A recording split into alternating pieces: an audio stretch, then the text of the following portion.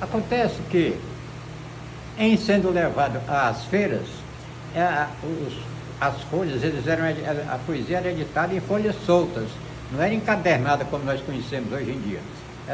A folha de papel avulsa era colocada numa toalha, numa esteira lá na feira, para expor à venda, só que quando vinha um vendaval levava tudo, né? Eles passaram a juntar as folhas em formato de livrinho e colocar um cordão de uma haste a outra haste e botar os livrinhos pendurados no cordão.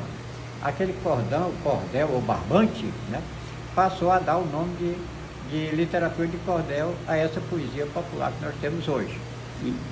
E essa poesia veio para o Brasil através dos descobridores e dos colonizadores. Quando chegou no Brasil, a região em que ela se adaptou melhor foi no Nordeste. Por quê? Porque aqui encontrou mentes férteis e solo fértil também, porque naquela época a região do Brasil mais desenvolvida era realmente o Nordeste, era Salvador, era Recife, né? E era inclusive Salvador, na Bahia, foi a primeira capital, e aquela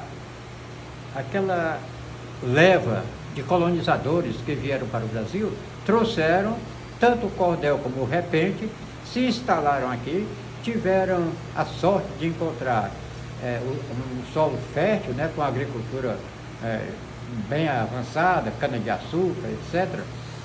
E tinha as fazendas, as senzalas, e o repente começou a ser praticado nas senzalas, nas fazendas, nas pequenas vilas de então.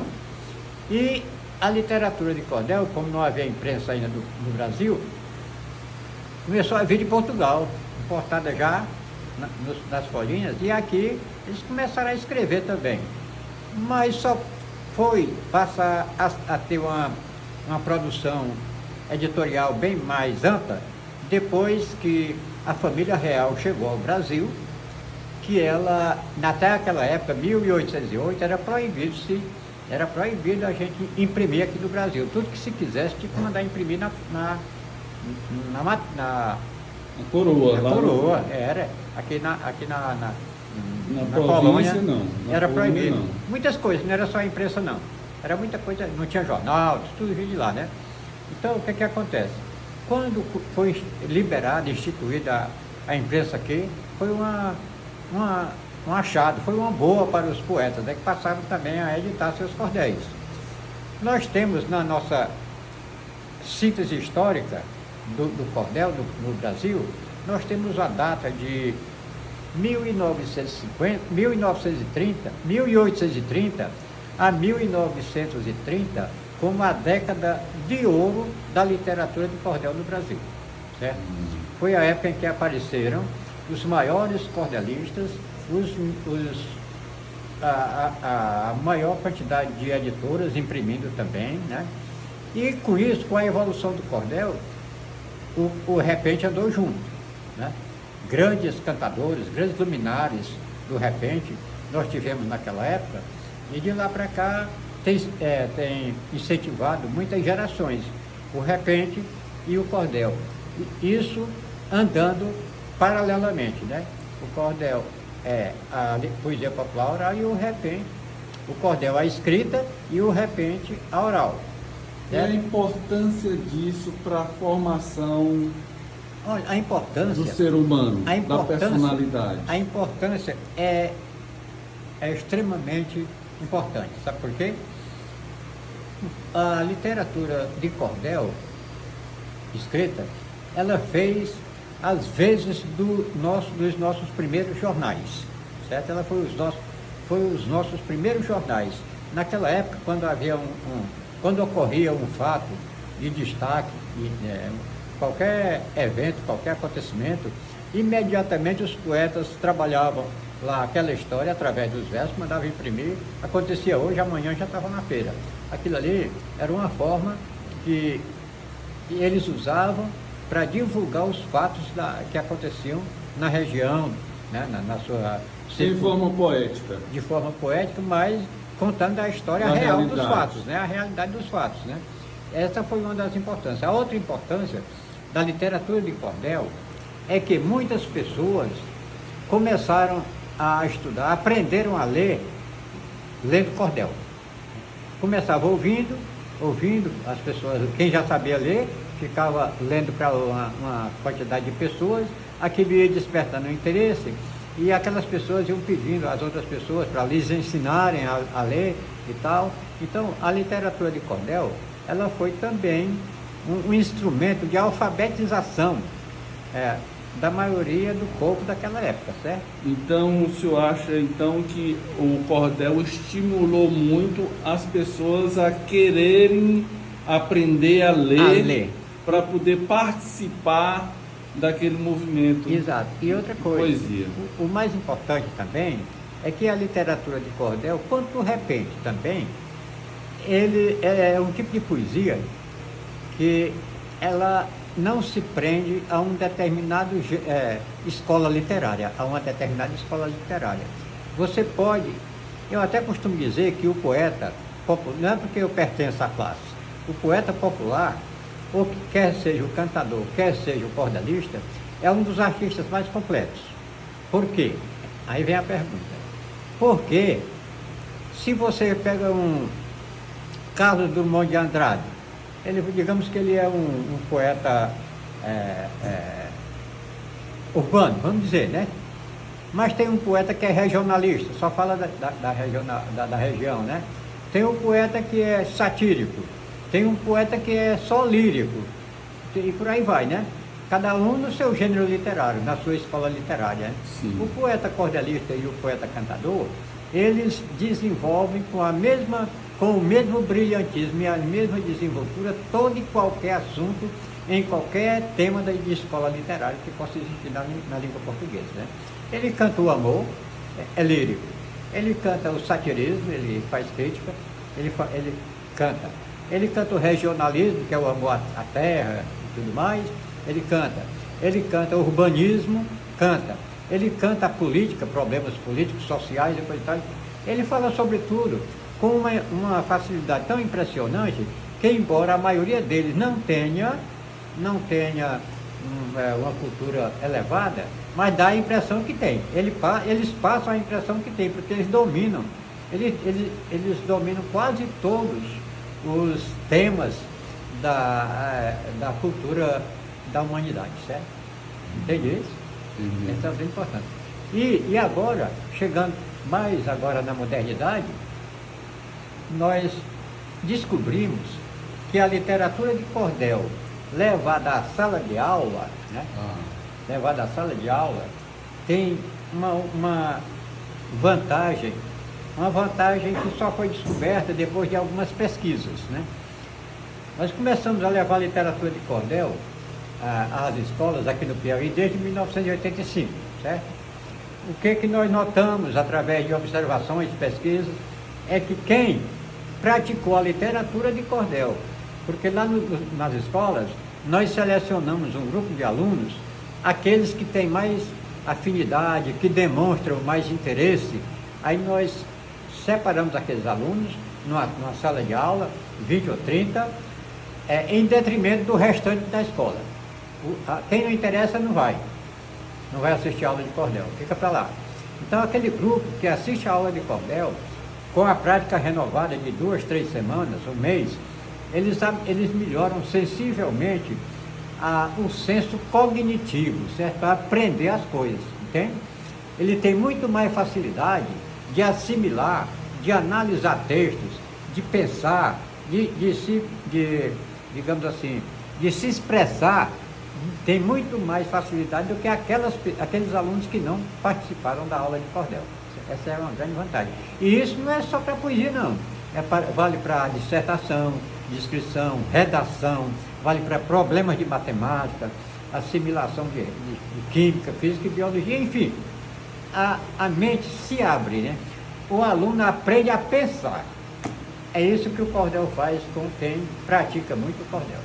Me fale um pouco dos seus livros. Vamos agora para a prática poética. Vamos começar pelo começo? É. Quando eu me dispus a trabalhar o cordel no Piauí, o que me veio à mente? Eu preciso de fontes, eu preciso de pesquisa para conhecer os valores da poesia popular no Piauí, quer do repente, quer da literatura de cordel. Eu estive na Paraíba, eu estive no Pernambuco e lá eu tive acesso a antologias, antologia dos cantadores e poetas populares de Pernambuco, antologia dos cantadores e poetas populares do Ceará. E tem uma antologia do Ceará, de Francisco Linhares, que ele fala do Nordeste todo. Eu achei alguma deficiência, porque é muito impreciso quanto a datas e topônimos, né? Locais de nascimento. Eu achei um pouco de deficiência nessa área. Bom, mas vamos voltar aqui. Eu vim ao Piauí, voltei ao Piauí. Quando cheguei aqui, eu quis estudar os poetas do Piauí, não tinha fonte.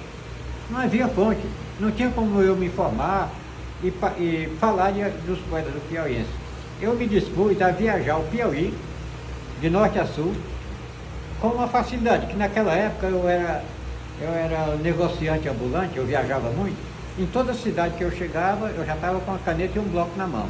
Aqui tem poeta popular, tem cordelista, tem cantador? Tem. Quem é? Fulano de tal, onde mora? Então aí eu já ia lá, fazer uma entrevista, pegava a biografia, nome e alguns trechos de obras dele e tal, juntei tudo e nós elaboramos essa antologia dos cantadores e poetas populares do Piauí. Por que eu fiz isso? Primeiro porque eu senti essa dificuldade de pesquisa no Piauí. E eu supus que alguém, como eu, também poderia andar atrás dessas fontes, em busca dessas fontes. E não tinha, né? E eu fazendo isso, eu já ia facilitar o trabalho de alguém que deseja conhecer a poesia popular do Piauí. E aqui tem biografia de cordelistas e de repentistas também, né? Tem uma seleção aqui de mais de 140 poetas aqui nesta obra, que já esgotou, está sendo trabalhada, eu e o poeta Edmar, né? É meu colega de trabalho, né? É meu secretário aqui. Nós já trabalhamos a segunda edição, ampliada, revisada e atualizada, né?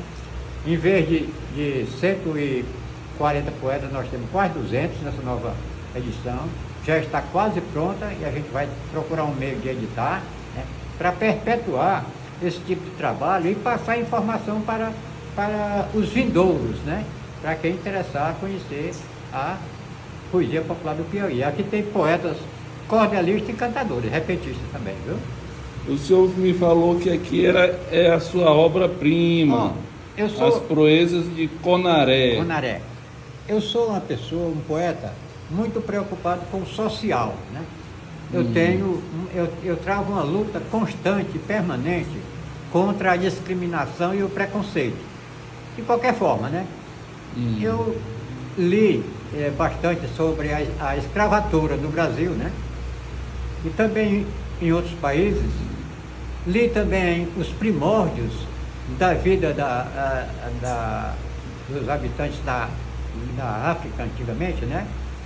Em que eles viviam em plena liberdade, antes da chegada do homem branco, antes da penetração do homem branco na África, os negros viviam em plena liberdade, caçando, cultivando, colhendo frutos, etc. Era uma vida muito tranquila, muito feliz. Depois os brancos chegaram lá e começaram a prear os negros, prender, né? E levar para outros continentes, para vender como escravos.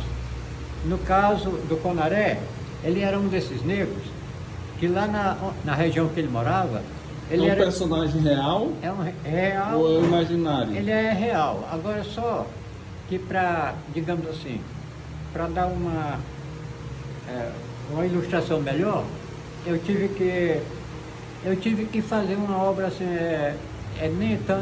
um pouco fictício também, né? Um pouco Sim. de fantasia, né? Sim. Para poder, mas aqui é um personagem real, ilustrar. Começa pelo nome, porque eu li a história desse rapaz lá, o nome dele era Caniri, né? Então eu trouxe para o português, eu achei que Caniri, para a nossa língua que é muito soante, tem muito som, muito sonante e tal, né? Eu achei que Caniri era um nome muito acanhado para se tratar de um herói. Aí eu coloquei a tonicidade aqui, eu inverti a tonicidade de Ipaé, né? Conaré, né? Agora... O senhor poderia ler um poema aí? Posso sim. Do Conaré? Sim, agora... Para a gente ilustrar um pouco. Posso ler, daqui a pouquinho. Sim, então, ele foi escravizado, veio para o Brasil, aqui ele chegou em Pernambuco, foi comprado por um senhor de engenho, foi levado para o engenho, lá foi aprisionado, dormia preso a um tronco e tal, mas ele conseguiu se libertar. A particularidade do Conaré é que na história aqui você vai ver que ele é um herói atemporal. A gente não sabe quando ele nasceu, nunca morreu e nem morrerá enquanto houver um negro defendendo a causa da raça.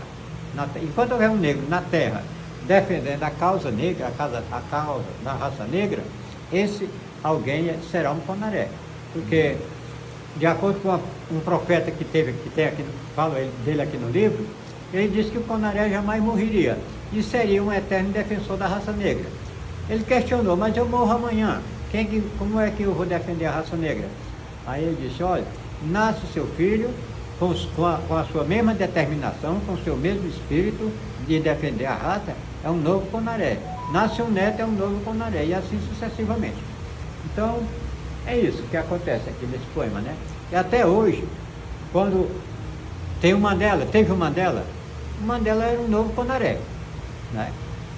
E o Conaré se destacou não só pela defesa da raça negra, como também nos esportes, na literatura, por aí afora, em todo tipo de, digamos assim, de atividade humana, em que houver um negro que se destaque, ele será um Conaré, está entendendo? Ele não morrerá, né? Glória